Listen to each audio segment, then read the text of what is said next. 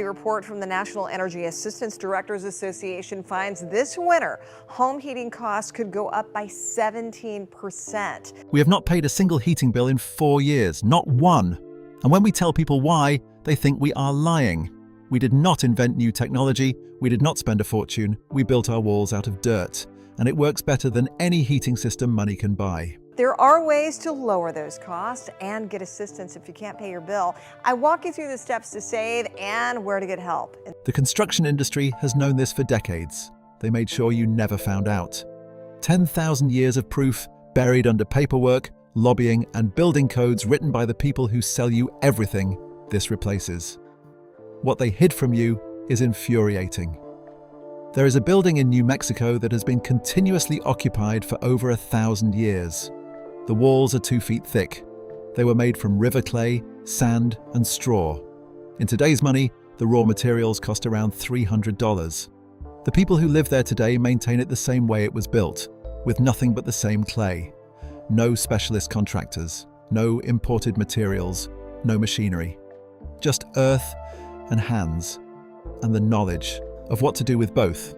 In 48 of the 50 American states, you cannot legally build this way. The reason given is not safety. There is no structural failure on record. There is no collapse to point to, no incident report, no disaster that prompted the restriction. The material simply does not fit the system that replaced it, and that system has been in place long enough that most people have stopped asking why. This video is about that material, what it is, how it works, and what the evidence actually says about it. The science is not complicated, and the numbers are not in dispute. What is interesting is that the numbers have been sitting in published research for years and have had almost no effect on the rules that govern what you are allowed to build. The material is called adobe. It is a form of mud brick, and it is one of the oldest building technologies on Earth. Not old in the sense of outdated, old in the sense of tested. Jericho, the oldest permanently settled site ever, excavated, dates to around 8,000 years before Christ. It was built with mud brick. The Great Mosque of Jannah in Mali has stood on the same site for over 1,300 years, maintained with the same earthen plaster applied by hand each year after the rainy season. Taos Pueblo in New Mexico, the one mentioned at the start of this video, has been occupied without interruption since before European contact. In Yemen, mud brick towers that stood through a civil war in 2015 remained structurally intact, while the concrete government buildings beside them did not. These are not isolated curiosities. The United Nations estimates that between 1.5 and 2 billion people currently live in earthen structures. Adobe and rammed earth are the dominant forms of residential construction across large parts of India, Pakistan, Afghanistan, Iran, and sub-Saharan Africa. This is not because those regions lack access to other materials. It is because for a large portion of the world's population, construction is simply the most practical and economical option available. So what is it exactly, and how is it made? The composition of an adobe brick is straightforward. Roughly 70 to 80% clay, 15 to 25% sand, and 5 to 10% chopped straw or some other organic fiber. You mix those 3 ingredients with water until the mixture holds its shape, press it into a wooden mold, remove the mold after about 24 hours, and leave the brick in the sun for 2 to 4 weeks depending on the climate. That is the entire process. No kiln, no firing, no factory equipment of any kind. The energy input per brick is around 2,000 BTUs. A conventionally fired brick requires roughly 30,000 BTUs to produce a mansa. That is a ratio of 15 to 1 before you have laid a single course. Compressive strength, the measure of how much load a wall can bear, runs between 200 and 600 pounds per square inch depending on the clay composition at a given site. The International Residential Code sets a minimum of 175 psi for load-bearing residential walls.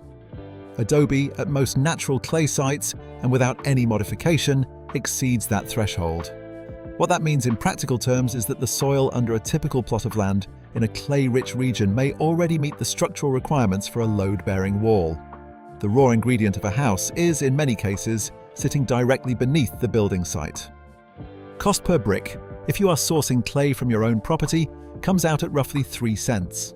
A 1,500 square foot house requires somewhere between 4,000 and 6,000 bricks. Total material cost for the bricks themselves, somewhere between $120 and $180. But the more significant engineering is not in the brick.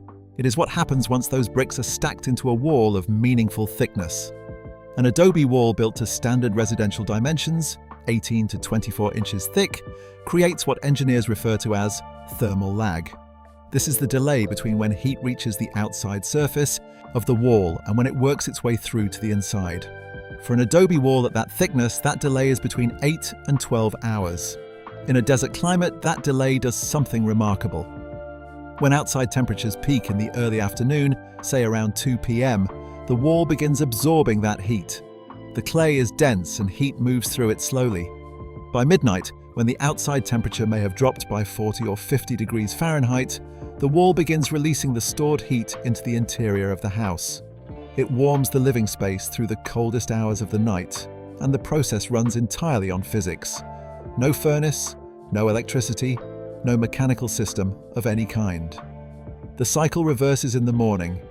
The cool air of the night charges the wall, and by the time afternoon heat arrives the next day, the interior is still releasing that stored coolness from 12 hours earlier. The house stays within a relatively narrow temperature range around the clock, driven entirely by the thermal mass of the walls and the movement of heat through dense clay. In 2018, the University of Arizona tested this directly. Researchers built an adobe structure and a conventional wood frame structure side by side in identical desert conditions and monitored both over a period of 10 months. Outside temperatures during that period ranged from 48 to 108 degrees Fahrenheit. The adobe structure maintained an average interior temperature of 76 degrees, with 23% lower heat gain and 40% less temperature variance than the wood frame building. The wood frame house required mechanical cooling throughout all 10 months of the study to stay within a comparable range.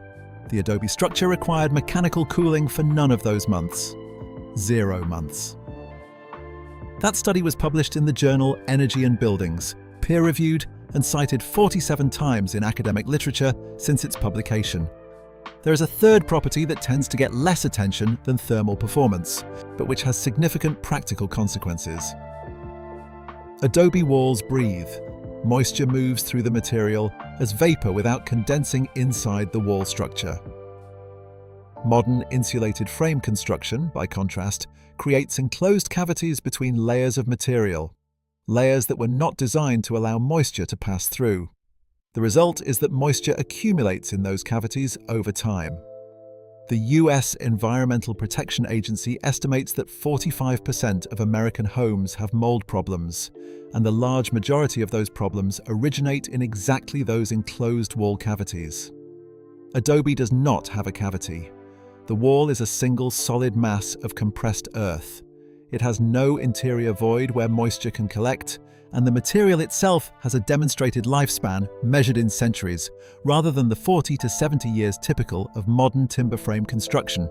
Before moisture damage forces a significant rebuild. Bring to all of that together, you have a building material that costs a few cents per unit to produce, can often be sourced directly from the land a building sits on, keeps a home within a comfortable temperature range year-round without any mechanical assistance, does not create the internal conditions that lead to mold growth, and has a structural track record spanning thousands of years across multiple continents.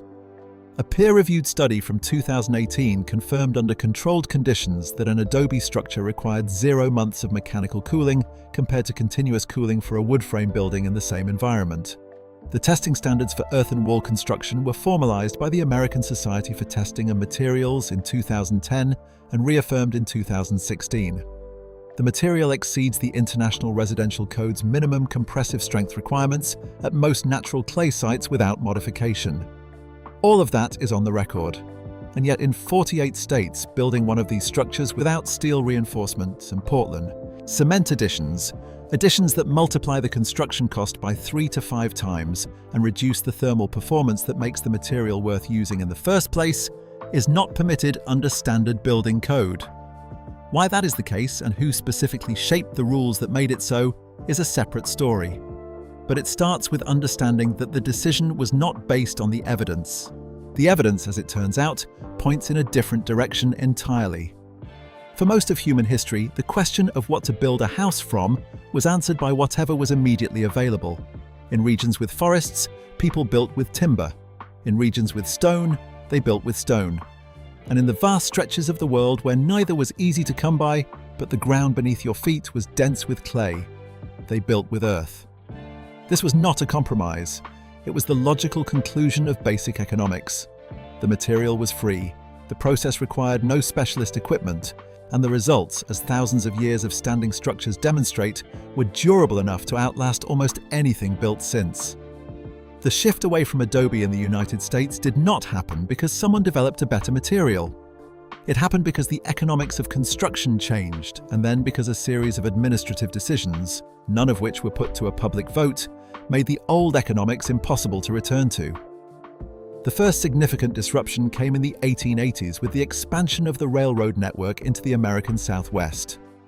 For the first time, cheap dimensional lumber could be transported into regions that had previously relied on local materials. In cities with rail access, balloon frame construction began replacing adobe relatively quickly. The reason was straightforward: lumber was now affordable and fast to build with, contractors understood it, and the emerging construction industry was built around it. But in rural areas, places as the Samarsiad, railroad did not reach, adobe continued. When the nearest lumberyard is 200 miles away and the clay under your feet costs nothing, the calculation is not complicated. The first formal blow came in 1927, when the Pacific Coast Building Officials Conference published the first uniform building code in the United States. It was written around wood frame construction. It contained no provisions for adobe. Under American building law, that omission has a specific and consequential legal meaning. Any construction method not addressed by the code falls into a category requiring what is called an alternate method approval. That means engineering analysis, testing documentation, and formal sign-off from the local building department before a single foundation trench can be dug. The cost of that approval process runs between $5,000 and $25,000 in engineering fees alone, for a material whose raw form costs a few $100s. The code did not ban adobe. It simply created a regulatory cost that made building with it economically irrational compared to the materials the code was already written around. Then, in 1949, the Federal Housing Administration issued its minimum property standards for mortgage insurance eligibility. Section 2013B of that document required what it described as conventional framing using dimension lumber. The practical effect was total and immediate. Any home not built from lumber and concrete became ineligible for FHA-backed mortgage insurance.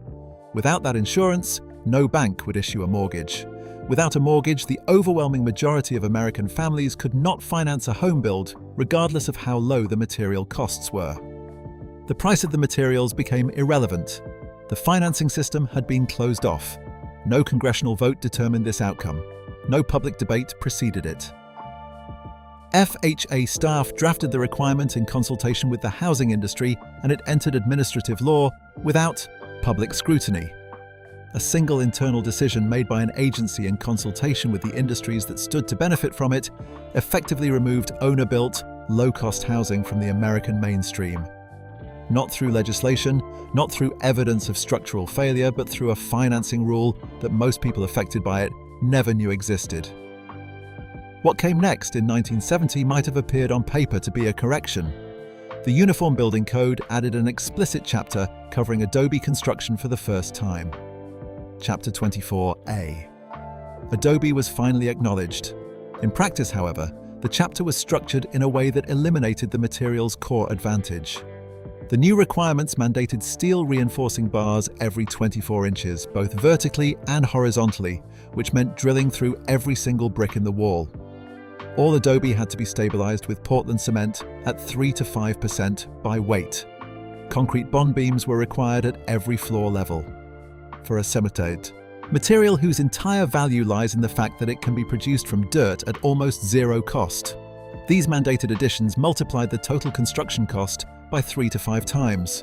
They also degraded the thermal performance that makes adobe worth building in the first place. Dense, uninterrupted clay mass is what produces the thermal lag described in the previous part of this video. Drilling through each brick and filling the wall with steel and cement disrupts that mass. The code did not just make adobe more expensive, it made it work less well. The question of who wrote that chapter leads directly to the Portland Cement Association, the trade body that represents cement manufacturers in North America.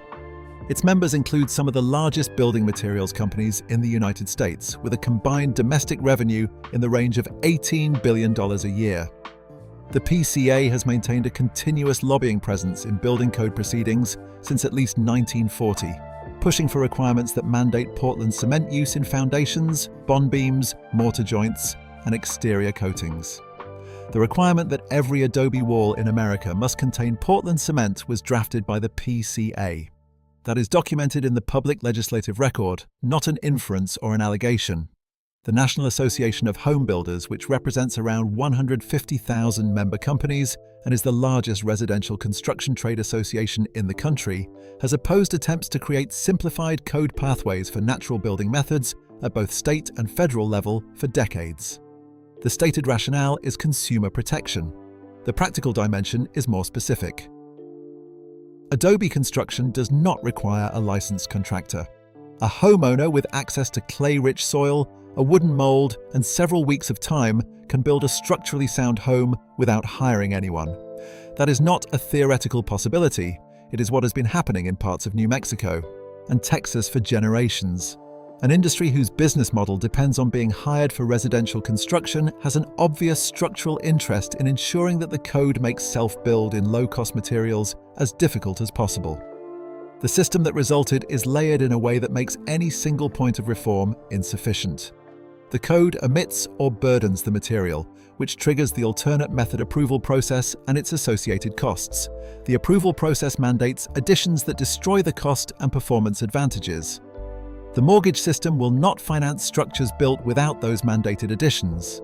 The insurance system calculates premiums on conventional replacement costs, 30 to 100 times the actual material value of an adobe home. And the trade associations whose members sell the mandated alternatives have, over decades, funded and staffed the committees that write the rules. Each layer reinforces the others. None of it required coordination in any conspiratorial sense. It required only that each participant follow their financial interest, and that no one with sufficient standing in the process ask whether the public interest was being served.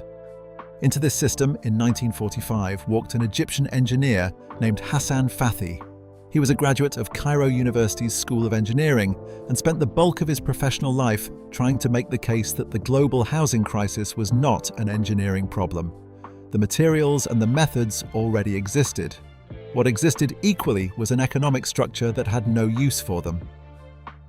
The Egyptian government hired Fathi to design a resettlement village for communities living near the Valley of the Kings, families who had been promised new housing for years. His design for New Gorna used traditional Nubian adobe construction, thick walls, barrel-vaulted ceilings, internal courtyards, and natural ventilation that kept interiors cool through Egyptian summers without any mechanical assistance. The plan called for 540 homes to house around 7,000 residents. The construction cost to residents was zero. Every brick came from local clay and was shaped by local craftsmen using techniques that had been standard in the Nile Valley for 3,000 years. The government cancelled the project after 150 homes had been built. The official explanation was that residents were unwilling to leave their ancestral homes. Fathi's own account, laid out in detail in his 1973 book, Architecture for the Poor, described a different sequence of events. The construction contractors who had been awarded the original resettlement contract were expecting to build conventional concrete block housing at government expense. Fathi's adobe village, which cost almost nothing, made their contract redundant. They lobbied the housing ministry for the project's cancellation, and they succeeded. Fathi spent the rest of his career building smaller projects, writing and lecturing. He received the AGA, Cannes Award for Architecture, and the Right Livelihood Award in 1980. His book was translated into 15 languages. The Smithsonian Institution later named it one of the 20 most significant works on architecture of the 20th century. He died in Cairo in 1989. The 150 homes he completed in New Gorna are still standing more than 75 years later, maintained by the families who live in them using local clay. The conventional concrete housing that the government contractors eventually built in the same region has largely deteriorated or been demolished. Fathy's diagnosis, which he stated openly throughout his career, was that the obstacle to affordable housing was not a technical one. The materials existed. The methods were proven. The obstacle was the financial structure of the construction industry, which could not generate profit from a material that the homeowner could dig out of the ground for free. The building codes, the financing requirements, the insurance standards, in his analysis, these existed to protect an economic model rather than the people subject to it. He was not alone in that conclusion, and as it turned out, the same loophole he spent his life searching for had already been quietly sitting in the law in 3 American states, waiting for someone to find it. Along the Texas-Mexico border, in one of the poorest counties in the United States, a woman named Simone Swan has been building houses since 2008. Not overseeing contractors, not managing permits, not arranging mortgages. Building them, brick by brick, wall by wall, with the families who are going to live in them. The material is the same one that built Jericho. The method is essentially unchanged, and the legal mechanism that makes it possible has been sitting quietly in Texas state law for years, largely unnoticed by the industry, whose interests it bypasses entirely. Swan came to Presidio County not as a developer or a government housing worker, but as someone who had spent years studying the work of Hassan Fathy and had reached the same conclusion he had, that the families living along the Rio Grande did not need a program or a lender. They needed a method and someone to teach it to them. The families she began working with were earning between $8,000 and $12,000 a year. Every conventional housing option available to them required financing they could not access, for structures built from materials they could not afford, through a system that had no interest in serving people at that income level. The method Swan uses is the one described in the first part of this video. You assess the clay content of the soil at the building site. In the Chihuahuan Desert, where Presidio County sits, that clay content is almost always sufficient. You dig, you mix the clay with sand and chopped straw in proportions that Swan has refined over 15 years of fieldwork in that specific environment. You add water until the mixture holds its shape and you press it into a wooden form. After 24 hours, you remove the form. After 2 weeks in the sun, you have a building unit that will outlast anything available at a hardware store. The cost of that brick, using material dug from the building site itself, is negligible. A team of 4 or 5 people, typically the family who will live in the finished house, joined by volunteers, then stacks those bricks into walls 18 inches thick, bonded with a mud mortar mixed from the same clay. No steel reinforcement, no Portland cement. The roof structure uses timber sourced locally or donated. The interior and exterior surfaces are finished with a coat of mud plaster that the family reapplies roughly once a year. The process from first dig to move in takes around 6 weeks. The total material cost for a finished home run is between $800 and $1,500. The energy bill after moving in is zero. The thermal mass of 18 inches of adobe maintains a stable interior temperature through 100-degree summers and freezing desert nights without a furnace or an air conditioner. Since 2008, Swan has completed this process more than 600 times. 600 families in one of the poorest regions of the United States now own their homes outright. No mortgage, no monthly payment, no lender with an interest in the transaction. 600 structures built from the ground they stand on, using a technique that requires no specialist knowledge beyond what Swan and her organization, the Adobe Alliance, have spent years making openly available. Texas building authorities have cited Swan's operation 3 times for code violations. She has continued building each time under a provision of Texas state law called the owner-builder exemption. This exemption allows an individual to construct their own primary residence without meeting the full requirements of the International Residential Code. It exists in Texas, New Mexico, and Arizona. It is the loophole, if you want to, call it that. And it is entirely legal. If you are a resident of one of those 3 states and you intend to live in the home you are building, you can begin tomorrow. No contractor license required, no IRC compliance, no bank involved at any stage. Texas is not the only state where Adobe has found a degree of legal breathing room. In 1991, New Mexico adopted its own standalone building code for adobe and rammed earth construction, the only state in the country to have done so. That code allows non-reinforced adobe construction under specific conditions, meaning structures built without the steel and cement additions mandated by the federal code. The record under that state code across more than 30 years shows 0 structural collapses and 0 safety incidents.